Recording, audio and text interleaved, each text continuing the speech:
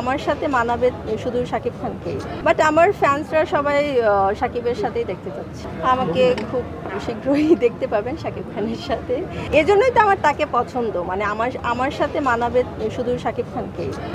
অন্য কোনো হিরোর সঙ্গে আপনি কাজ করবেন? বাট আমার ফ্যান্সরা সবাই শাকিবের সাথেই দেখতে চাচ্ছে, সবাই চাচ্ছে আমি যেন শাকিবের সাথে ফিল্ম করি। সেই ক্ষেত্রে কোন রোলটা প্লে করবেন? এখন প্রডিউসার ডিরেক্টররা যেই ক্যারেক্টারটা আমাকে দিবে সেটাই করব, যেটা আমাদের ফিল্মের জন্য ভালো হবে, যেটা ব্যবসা সফল হবে সেটাই করব। আপনার সাথে তো আইটেম সঙ্গের গানটা আপনি বলছিলেন একটা ইন্টারভিউতে, আইটেম সঙ্গে গানে হয়তো সাকিব খানের সঙ্গে পারফর্ম করতে চাচ্ছেন আসলে, সেই ক্ষেত্রে আসলে যারা সাকিব ভক্ত আছে তাদের উদ্দেশ্য করে আপনার বার্তাটা কী থাকবে?